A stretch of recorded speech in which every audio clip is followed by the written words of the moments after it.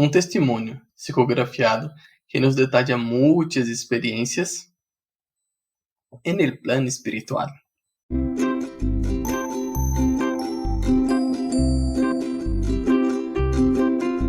Olá, como está? Bem-vindo ao canal Conociendo el Espiritismo. Mi nombre es Kaique Lima y hoy les voy a leer la psicografía del espíritu de un suicida. Para crear el guión de este video, utilicé como base el libro Morí y Ahora, coordinado por el espíritu de Antônio Carlos y psicografiado por la medium Vera Lúcia Marinzec. Pero, antes de comenzar a leer, quiero aclarar que no tengo la habilidad mediúnica para las psicografías y que cada carta que traiga el canal especificaré la fuente. Para las personas que buscan un mensaje psicografiado, les recomiendo que busquen un centro espírita y recuerden siempre que estas cartas no son pagas. Si en algún lugar cobran por esta ayuda, tengan cuidado con el mensaje, porque los espíritus superiores que permiten que esos mensajes se transmitan no permiten que un medium cobre o acepte ningún pago por ellos. Dicho eso, comencemos. Capítulo 8. El suicida. Estaba muy preocupado y no me sentía bien. Le di mucha importancia al dinero, poniéndolo primero en mi vida. Y con su escasez, me puse nervioso e inquieto. Nada más era de valor para mí. El resto era secundario, y esos tampoco estaban bien. Mi hija me dijo cuando me vio preocupado: Papi, dinos, ¿qué te molesta tanto? Te siento nervioso y me doy cuenta de que estás triste. No es nada, mi hija. Debe ser solo una indisposición. Creo, padre, opinó mi hijo, que estamos gastando mucho dinero. Tal vez deberíamos posponer nuestro viaje al extranjero. Ustedes, hijos míos, merecen este viaje, exclamé. Hijos, dijo mi esposa, dejen a su padre en paz. Sé lo que está pasando. José seguro está teniendo una relación con otra mujer y su conciencia debe estar sufriendo. Y tú, hijo mío, no te preocupes por el viaje. Si gastas dinero en mujeres, es justo que lo gastemos en nosotros. No tengo amantes, respondí en tono cansado. Papi, si lo que te preocupas es grave, tenemos que saberlo. Sonó el teléfono y mi hija corrió a contestar, olvidándose de mí. Casi se lo dije. Me quedé allí, en la habitación, olvidado por ellos. Pensé por milésima vez en lo que iba a hacer. Fui a la iglesia, pero ahora me doy cuenta de que tenía el título de religioso, pero en realidad no era así. Tenía religiosidad dentro de mí. Pensé en ese momento que la iglesia a la que asistía no podría hacer nada por mí. Tenía una pequeña industria y podríamos vivir de sus ingresos si no fuéramos tan derrochadores. No podía negarles nada a mis hijos. Años antes, había engañado a mi esposa. No fue nada grave, pero se enteró. Se quedó dolida y comenzó a gastar mucho. Pensó que si no quedaba dinero, yo no gastaría con otras. Para no bajar nuestro nivel de vida, tomé préstamos. Un día, un amigo me pidió dinero prestado y lo hice con tasas de interés más altas que las utilizadas en el banco. Pensé que había encontrado una manera de tener más ingresos. Tomaba dinero de pequeños ahorradores a una tasa de interés muy baja y prestaba a tasas de interés más altas. Lo he hecho durante años, pero hubo cambios financieros en el gobierno. Tuve pérdidas y más gastos excesivos en casa. Mi deuda era inmensa y no tenía ni cómo pagar los intereses. Mi situación era tan crítica que ni siquiera vender la casa en la que vivíamos y la fábrica no pagaría la mitad de las deudas. Pensé en las personas que confiaron en mí, que dejaron sus ahorros conmigo. Son ambiciosos, dije. Estaría más garantizado para ellos poner el dinero en bancos, pero querían ganar más y van a perder. Por mucho pensé. No pude encontrar una solución y no tuve el coraje de contar a mi familia la dificultad por la que estábamos pasando. Será mejor que termine con todo. No puedo soportar pasar por la vergüenza de estar arruinado y en la miseria. Pensando solo en mí mismo, planeé en detalle mi suicidio, marcado hasta la fecha. El día anterior, quería que mi esposa preparara una cena especial. Hablábamos normalmente, disfrazaba mis preocupaciones. Siguiendo mi plan, entré en nuestra oficina en casa y me disparé en el oído.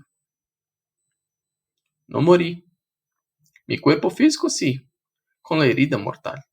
Los órganos han terminado sus funciones, pero mi espíritu, que no murió, estaba atrapado en el cuerpo carnal. Confundido, con gran dolor, vi todo lo que estaba pasando. Sabía que había muerto por las conversaciones que escuché, por el llanto de mi hija y por la confirmación del médico. Fue horrible. Mi esposa, que ya no me amaba, se sentía herida y enojada. Solo mis hijos sufrieron. No podían entender la razón de mi acto. Fue en el velorio que un amigo le dijo a mi esposa: creo que José se suicidó porque tiene demasiadas deudas. Y algunas personas ni siquiera tenían compasión. Les preguntaban a mi esposa e hijos sobre su dinero. Acostado dentro del ataúd, sentía frío, sed y un dolor alucinante, así como la ira de algunas personas. Me asusté. Tenía muchas ganas de morir, pero eso no sucedió. Todavía estaba vivo, sabiendo que ya estaba muerto. Los seguidores de la religión que seguía tenían razón. Sobrevivimos a la muerte del cuerpo físico. La desesperación fue mayor en el entierro. Me quedé allí, en la oscuridad, sintiéndome horrorizado por el frío y el dolor. Cobarde, dijo una voz maldiciéndome. Le pediste dinero prestado a mi esposa. La pobre lo va a pasar mal por esto. ¿Por qué no fue honesto? Si sabía que no podría pagar. ¿Por qué sacó este préstamo? ¿Por qué no te quedaste y trataste de resolver la situación? Has transgredido una ley divina. No matarás. Se suicidó y ahora sufrirás, dijo alguien más. Estarás solo allí, en la oscuridad, pero escucharás lo que la gente opina y piensa de ti. Otra voz habló. Se alejaron y yo me quedé allí, dentro de la tumba, en el ataúd. Me puse peor. Además de seguir sintiendo dolor, el ruido del disparo sonó en mi cabeza y los gusanos comenzaron a comerme. ¡Qué sufrimiento atroz! Y esas voces tenían razón. Escuché a la gente decir que merecía estar en el infierno. Otros me cobraron el dinero que les debía. Lo peor fue mi familia. Mi esposa me maldijo por dejarla en una situación difícil. Incluso mis hijos preguntaron por qué no les conté sobre nuestra bancarrota. ¿Por qué me suicidé? Huí del problema y dejé que ellos lo resolvieran. Vendieron todos los bienes que poseíamos, la casa, la fábrica e incluso los muebles de nuestra casa. Pagaron un poco a cada uno de los acreedores. Se mudaron a otra ciudad. Como me explicaron, sabía todo lo que les sucedía porque sentía sus pensamientos. Mis hijos consiguieron trabajo y residieron en un apartamento pequeño. La familia de mi esposa los ayudó. No me perdonaron y se sentían lastimados por mí. El dolor era tanto y el horror de estar en la oscuridad era inmensamente, de gritos alucinantes. Sería deprimente describir todo lo que he pasado. Pasó el tiempo y el hecho estaba siendo olvidado. Una figura comenzó a hablar con su voz tranquila. José, pide perdón, arrepiéntase. Dios siempre nos perdona. Pero aquellos a los que he hecho daño no me perdonarán. Eventualmente lo olvidarán. A veces me sentía loco. A veces razonaba entendiendo todo. Ya no gritaba, gemía. Un día, esa figura me sacó de la tumba, del ataúd, y me llevó a otro lugar, el Valle de los Suicidas. Allí me quedé en un rincón, triste, viendo a muchos sufrir como yo. Sufrimos juntos, en ese lugar más tranquilo. Para mí, pensé en lo que hice y me arrepentí. El remordimiento duele, y poco a poco, el dolor de este sentimiento se hizo mayor que los otros que habían sentido. Si pudiera retroceder en el tiempo, no me suicidaría, no sería un cobarde. Abandonando los problemas y perjudicando a mi familia con mi acto abominable. Pasaron muchos años. Fui rescatado. En el hospital donde me llevaron, no sentía más dolor en la herida, frío, hambre o sed. Solo quedaba el dolor del remordimiento. Quería recuperarme. Me esforcé por hacerlo y mejoré gradualmente. Sintiéndome mejor, fui a estudiar para aprender a vivir sin cuerpo y a tener amor por la vida en todas sus etapas. El tiempo ha pasado. Pocos me recuerdan, y entre ellos, solo unos pocos tienen dolor. Mi ex esposa se volvió a casar. Ni siquiera le gusta recordarme. Piensa, y con razón, que la hice muy infeliz por mi suicidio. Ella estaba muy avergonzada y humillada. Todavía no me ha perdonado. Mis hijos me consideran un cobarde. Lamentaron mi actitud, pero me perdonaron. Me recuerdan muy poco, y cuando lo hacen, me llaman infeliz. Trato de olvidar el sufrimiento que pasé por mi propia lesión, pero no es fácil. Estos eventos me han marcado mucho. Recuerdo el momento en que desencarné. Escucho el disparo, siento el dolor y lloro. Me estoy refugiando en una colonia que ayuda a los suicidas. Mi tarea es ayudar a los recién llegados a esta casa de caridad. He escuchado muchos relatos. Desheredar la vida física es un error y las reacciones no son las mismas para todos. Sufrí mucho porque además de suicidarme, planeé y actué con frialdad. Muchos actúan peor que yo y sufren mucho más. Otros tenían mitigaciones, actuaban por impulso, estaban enfermos o obsesionados. Algunos se arrepintieron con incertidumbre, poco después de cometer este acto loco. Otros, no. Justicia divina. Un suicida no sufre lo mismo que otro. Cada caso es un caso, analizado con afecto por socorristas dedicados que trabajan asistiéndolos. Para mí, las secuelas de la muerte física fueron un horror, desesperación y mucho sufrimiento.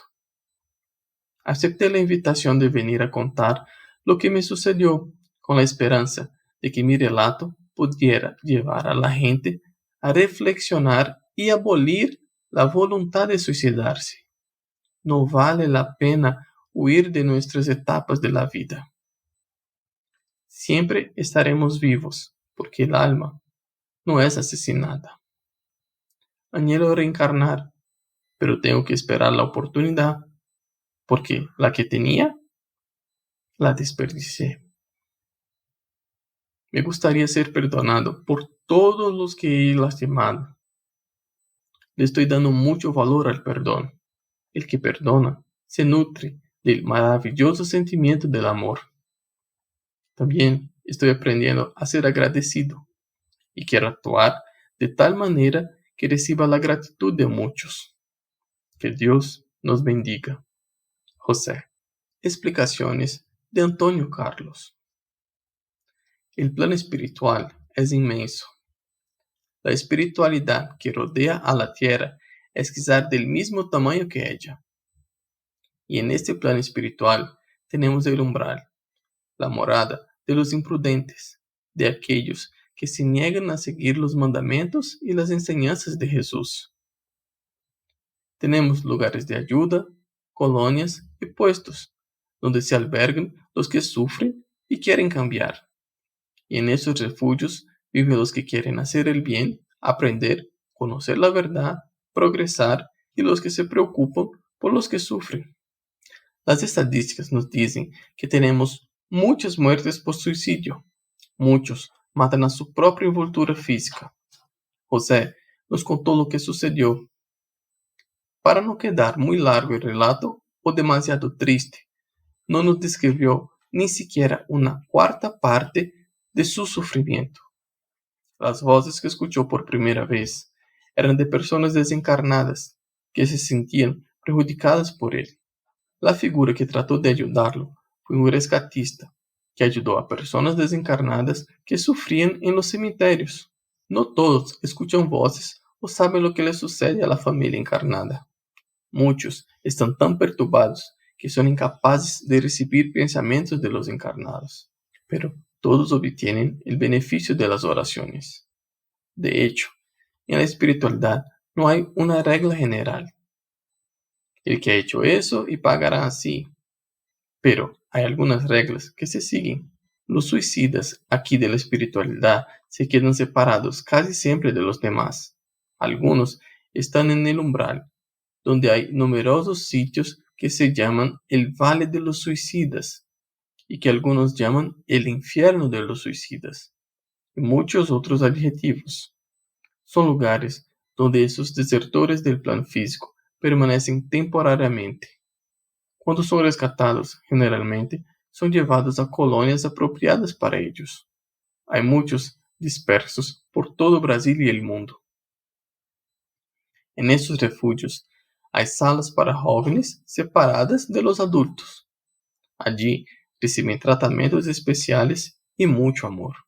Están invitados a estudiar, a tomar cursos que los alienten a amar la vida que nos ha sido dada por la gracia y la bondad de Dios.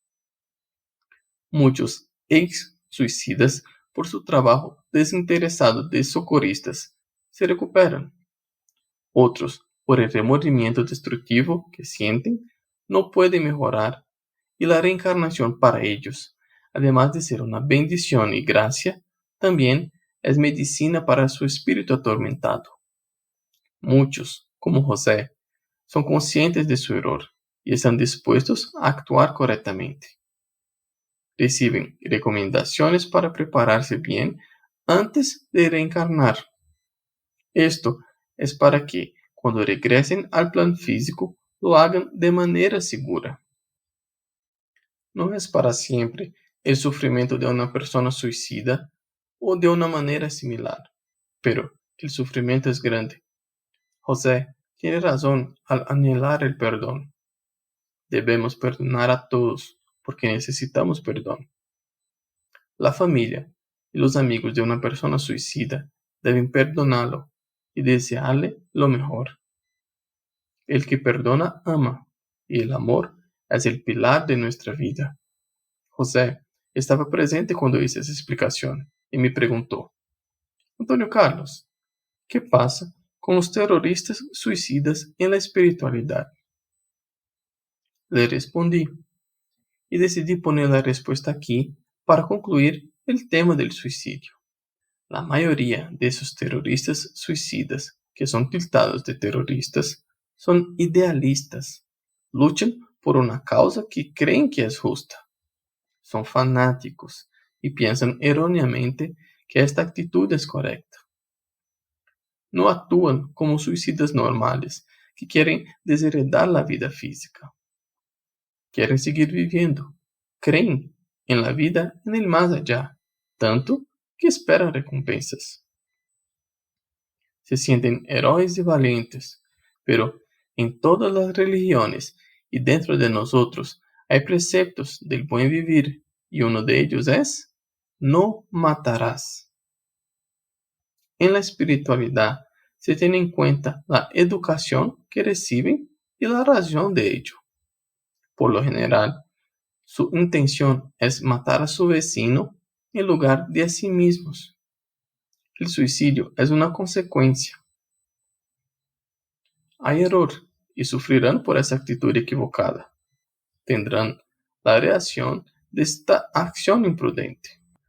Ellos sufren más por la decepción de no ser el más allá, el plan espiritual como creían. Sufren más por ser homicidas que suicidas. Y en nuestro próximo video hablaremos un poco de la fecha límite y sobre el próximo decreto que se acerca para muchos de nosotros.